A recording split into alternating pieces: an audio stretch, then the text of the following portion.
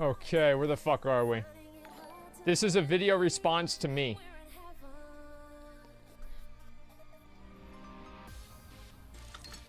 Okay, here we go. 1 second, I'll make sure I pop everything up. All right, guys, queue up for this and we'll start it up. Even though you have gone bald, you still keep your comb. You can't part with it. That's actually clever. I like that. Thank you very much. That's good. Yeah, that's good. Anonymous, thank you very much for the 3 hours. Appreciate that. It was clever. If Adam's deck is better than a medallion, yeah, well, that's why I have 2 trinket slots. All right. We're in. Now, somebody made a video responding to my video. Go on.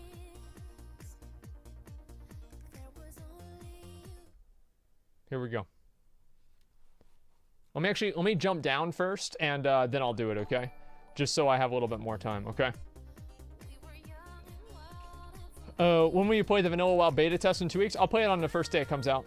I don't know like how long I'll play it after that. I'll keep playing it until people lose interest. I mean, that's usually the way that I do it. You get removed if you're AFK in Warfronts. Oh, don't worry, I'll move around.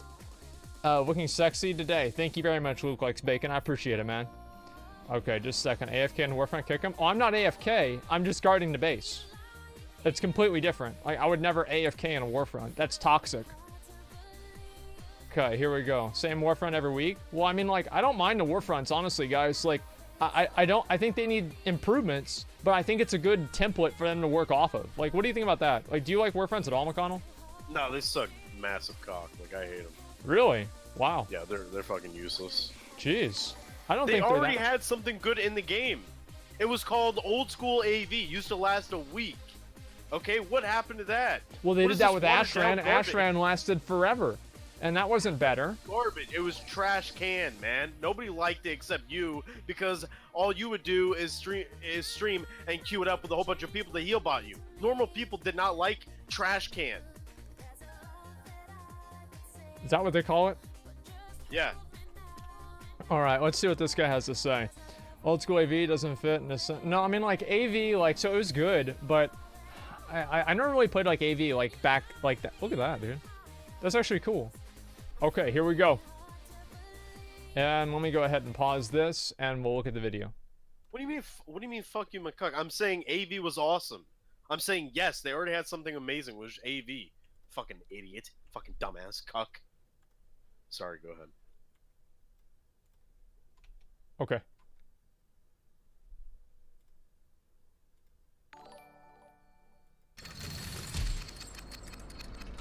So this is a video called "Some of Asmongold's Thoughts on BFA and Blizzard's Direction for the World of Warcraft." Hey, it's Soul with another video, and I got nothing. I have no notes. I don't really have anything to refer to, but just relatable. A couple minutes ago, I had finished watching a video from Asmongold that talked about, quote, I believe this is quote, the state of Battle for Azeroth. As at least from his perspective. When I was listening to the whole thing, it was kind of like greatest hits of MMO Champion and the WoW forums and certain areas of Twitter that go into pretty much every negative slant of a critique that you can get to with regards to this expansion and the direction that World of Warcraft has been going in over the past several expansions. Anyway. Yeah. Okay. And, you know, at first I thought it was like, okay, this is like just kind of a greatest hits thing. And then it went to like this borderline satire because of his suggestion that, hey, you know, we should have like a big suggestion, you know, a big forum just for suggestions and good ideas. And it's something that's going to be very heavily curated by Blizzard in such a way that only the cool ideas will get through. And from those, hopefully, those cool ideas will be translated into something that is actionable, that Blizzard will act on, and we'll be able to see in game at some point in time, whenever it's maybe possible. And I think my head was just kind of twisting back and forth. I'm like, oh my god, really? He wants this, blah blah blah. He thinks that. The tone of the video was so hyper. Let me pause and just address that point right there. So Blizzard used to have a suggestion forum in the game that already existed. So for him to say it's satire, does that mean that Blizzard was doing it satirically too whenever they actually put it in the game and put it in the actual website? So I Ooh, mean, like, what do you mean? How's that satire? got Like, him. I mean, the idea that making a forum and talking about it is like that satire or whatever, like, I really don't get that, honestly. I have no idea. It's not satire in any way. I was not being satirical whenever I said that, yes, I think Blizzard should curate and cultivate a way that community can give them feedback on issues. That was not satirical. That was a legitimate opinion. Hyperbolic and negative and all that it's so easy for me to just be like, dude, I totally disagree with So the hyperbolic, how much do you guys want to bet that there's not ever going to be a qualification where he actually qualifies a point that I made as hyperbolic? But he's just going to say that I'm being hyperbolic without ever actually defining hyperbolic and how it actually fits into my video. Like, That seems to be a trend. I would say the chances are pretty high, but we'll see what happens. every point. However, I don't. Everything that he says is true. The exception is the way the exception is in fact the tone and the way it comes off and the So the video is good, you I just guess don't like the way I said it. what went on there that kind of bothered me was that there wasn't a lot of acknowledgement or any acknowledgement of how other players feel. It's his opinion and it's coming from and it's coming from him. That's cool. Yeah? The parts that threw me off where he was like, oh well, I'm basing my opinion on what I see on other forums and Twitter and such, so that influences that opinion. Yeah? So I guess what I'm here to do today is kind of carry on for a little bit, hopefully not for half an hour, but I wanted to carry on about my perspective on this, how I see this, and while I do identify these kinds of issues that he has as well, I see it differently, and I don't see it to be as bad as one would think. He claims he says and he claims that he. So basically he's saying that I'm being hyperbolic. He's saying that my tone is bad. And in my opinion, like, yeah, it was an emotional tone. It was a more elevated tone because I want the video to be engaging, right? If I talk with a monotone voice, I can do that about anything. But it's not engaging or interesting for people to listen to because it's boring. I think being interesting is better than being boring, even if you do throw some people off that want to have everything in a monotone. Doesn't represent players. I don't think I do the same either, but I think that he does come from the perspective of the players that are part of the forums and Twitter and Facebook and YouTube and whatnot who offer these critiques. And I feel like I have no idea, I probably don't, but I feel like I represent those who just don't talk. Those who just speak with their wallets. So how can you say that I have a bad idea and it's bad for me to say that I speak for people whenever you're now saying that you speak for other people that don't talk? How can you speak for somebody that's not telling you what they think? At least I can have a quantitative way to say that there are people that agree with me by listening to the things that they're saying on the forums. But if you're saying that you're speaking for some sort of a silent majority, there's no way for you to know that or do that because it's impossible for you to be able to quantify that in any sort of a way because of the nature of it being silent. Or who just hang out in game and kind of do their own thing and just go and do their day by day, and don't really look at the news, the forums. They don't watch these videos or any videos. One of the big arguments that's been being thrown around ever since Legion or so is the idea of, well, the design decisions that Blizzard is making is all about increasing playtime and getting people to stay subscribed for as long as possible. Increase those monthly active users, and that's right. That's all that matters.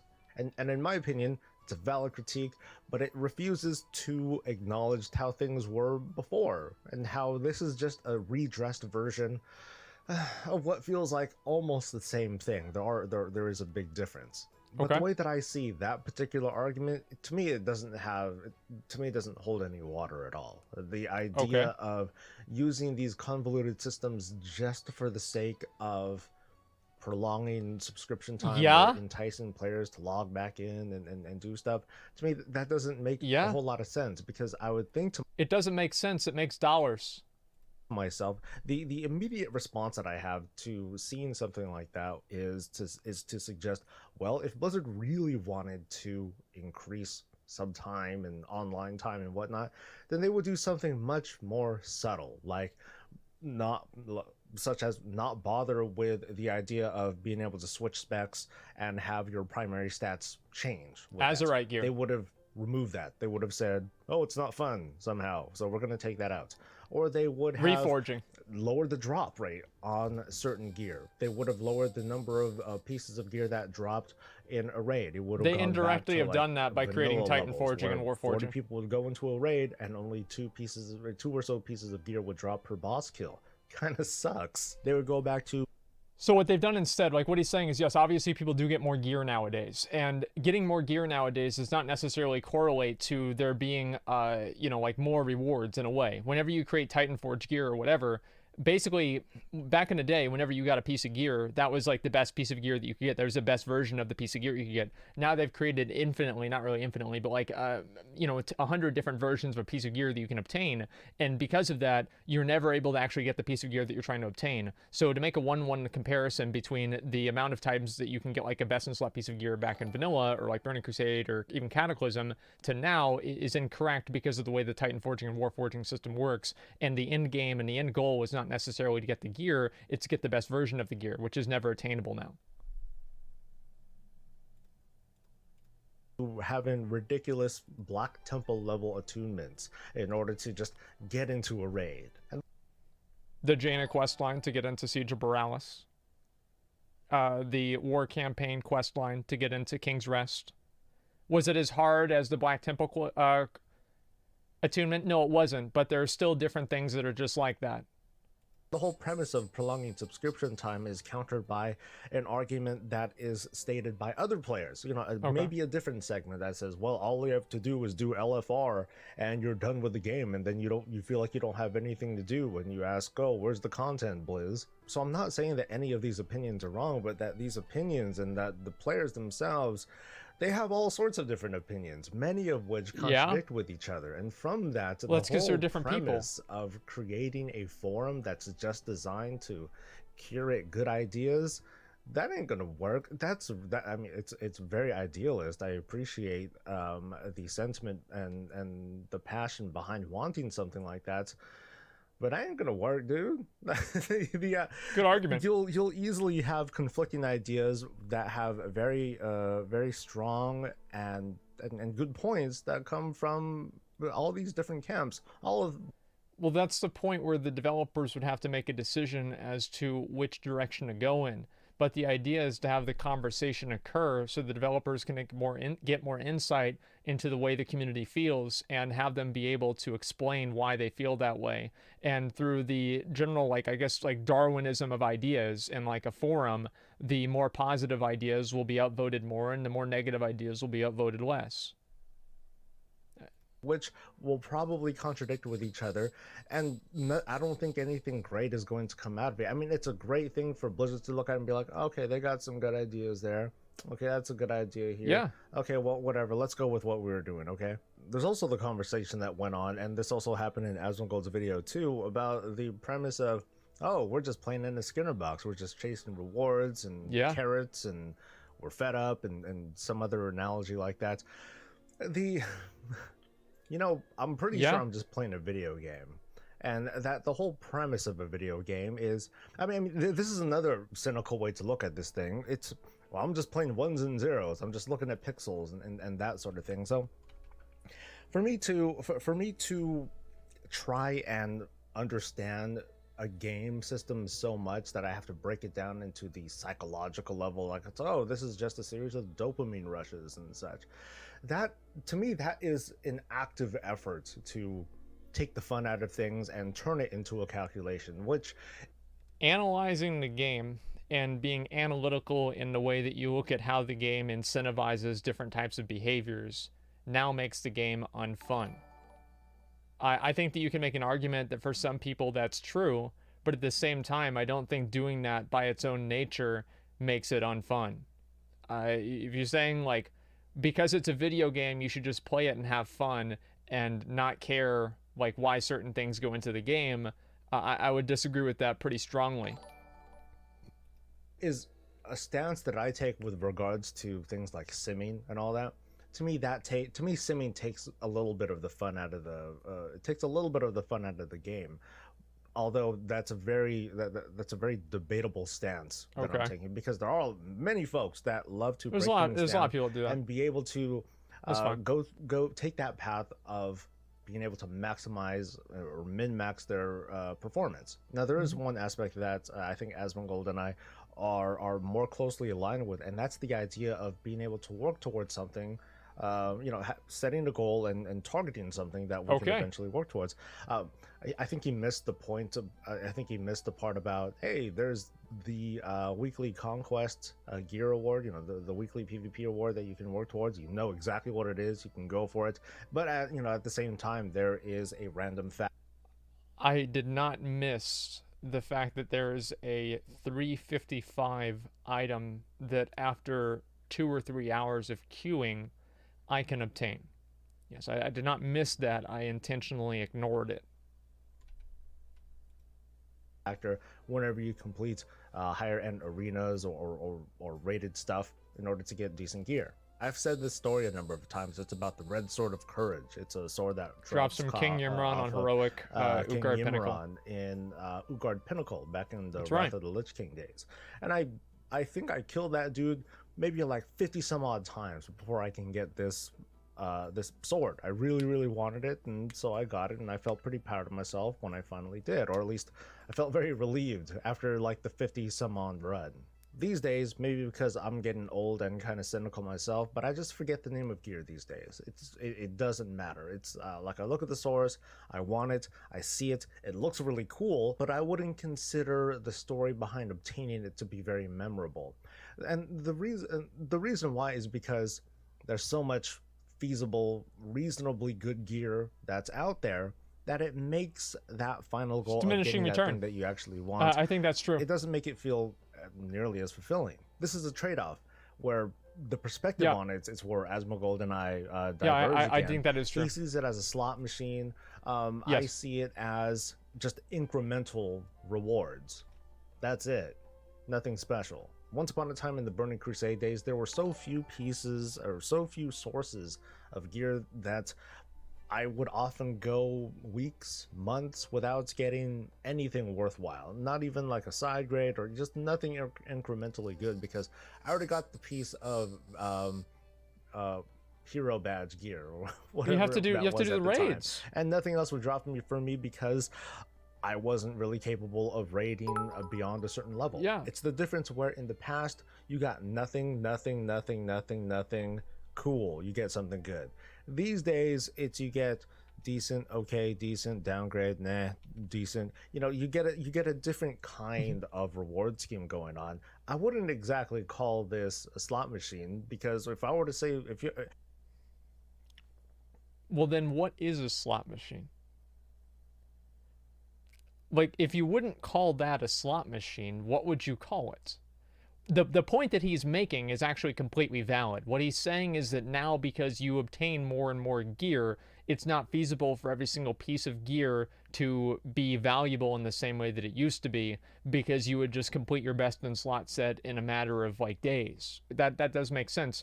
But the solution to that is not to just keep doing it the same way. The reason why he remembered the pieces of gear that he got beforehand is whenever you got the Red Sword of Courage, he wasn't thinking about getting the Red Sword of Courage that was Warforged with the socket. He got the Red Sword of Courage, and that was good until you got into, I think it was Naxxramas or something.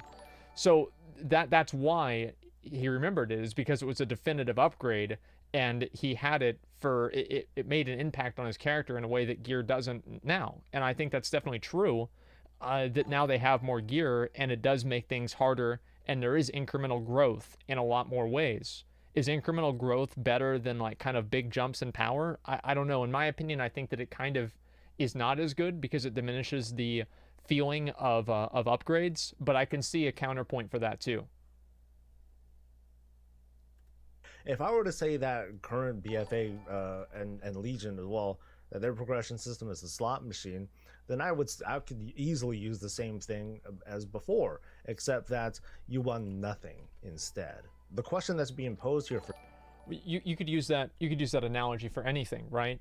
If there's ever a piece of gear where RNG is an influence, there is inherently a slot machine mechanic that's going on, right? You roll the dice, and it's not even really a slot machine, it's a random element going on, where you roll the dice and you either roll or flip a coin, you flip, yeah, heads or tails, right? Yes or no, get it or don't get it or get got. The truth is that obviously, like now, you have to roll, instead of one coin, you have to flip 20 coins in a row in order to get the same thing that you used to be able to get with flipping one coin. Now, was flipping that one coin harder back in the day? Yes, it was, but it was also more rewarding and more fulfilling because you knew that whenever you flipped the one coin, you didn't have to worry about having to flip it 5 more times in order to get the thing that you actually wanted. For you folks at home and on the toilet who are experiencing this kind of system is simply, what do you prefer? Do you prefer a very heavily curated and rep gated or time gated system where Blizzard will eventually distribute like nice pieces of gear for you, or would you prefer a system where you are showered with gear and eventually among those things you'll get something good? It's like Maybe Diablo I'm losing 3. my mind, but I see these two systems as pretty much the exact same thing. Only with this current system, there's a lot more colors to work with. So cool, it works with my transmog. And by the way, yes, people do care how they look like. That's something we can agree on. I don't mean this to be like this. So let me replay that just a second. Or would you prefer a system where you are showered with gear and eventually among those things you'll get something good? Maybe I'm losing my mind, but I see these two systems as pretty much the exact same thing. Right. They're not. Here's why they're not. Is because basically the Red Sword of Courage was about an 8% drop rate, 8 to 10% drop rate off of King Yimron in Heroic Utgard Pinnacle. It's level 80 Heroic instance. The chances of you getting that sword is 8%. That's a baseline 8% drop rate. The chances of you receiving something that is equivalent to that sword now in Warcraft is a 0.8% chance or a 0.08% chance because of Titan Forging and War Forging. So in order for all of the stars to align for you to get the item, it's substantially less. So to compare the two things and say that they're the same is just completely untrue because of the degree of RNG. I don't think anybody is saying that every single boss should drop a piece of gear that's exactly the same every single time that you kill it, but I think the degree of RNG and the removal and the amount of times that you're removed from being able to obtain your goal is the main problem. Only with this current system, there's a lot more colors to work with. So cool, it works with my transmog. And by the way, yes, people do care how they look like. I hope I kept this short. I don't mean this to be like this anti-Asmongold, I disagree with you sort of thing, because he's saying a lot of the same things that I'm saying. It's just that the conclusions that we come to are very different. But where do you stand in all of this? For those of you who did watch that Asmongold video and talked and saw stuff about this suggestion forum, do you really believe that the most talkative of WoW should be dictating the game over those who don't talk, or even developers who are actually making the game have the lead? No. See, he misrepresented my position. And so, no, of course not. So you have to make two assumptions there. Number one is that's the thing that I wanted. Number two is that the people that are more talkative, their interests are opposed to the people who don't talk. I think that oftentimes for every person that does say something, there's 20 or 50 or 100 people who say nothing but just agree. Right? And so like that only makes sense, like the way that he's like presenting it, if you're saying that those two groups have different interests. Legion and BFA systems turn this game into a slot machine, or is this just a redressed version of what we've been experiencing this entire time? And lastly, Nomi sucks. Am I right? Right? That's all I got for today. So share your thoughts and stay breezy.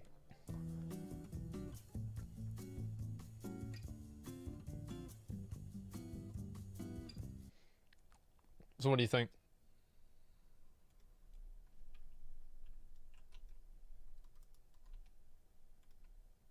Yo, McConnell, what do you think? Huh? About what? The video. I didn't watch it. But you listened to it, right? No. Really? What happened? He said that I was wrong. Well, I don't need to watch a video to know you're not wrong. The guy's an idiot. Well, I mean, like, so he's basically... all right. So as I said before, was there a point where he made an example of me being hyperbolic? No. There was. Actually, I would say it was the opposite. I think that he was being hyperbolic at the end by taking my argument to, like, an illogical conclusion, which is not really what I was saying at all. So I don't know, man. It's the same thing, man. I made 0 points. Yeah. Do what? Yeah, man. Yeah, I don't get it at all.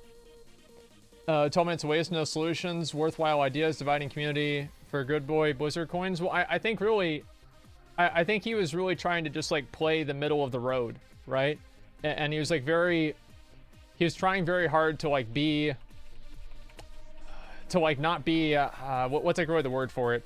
Not be controversial. I think that was, like, his main focus. And he was saying, basically, if I'm trying to evaluate the game on a psychological level, that I'm wrong because it's a game.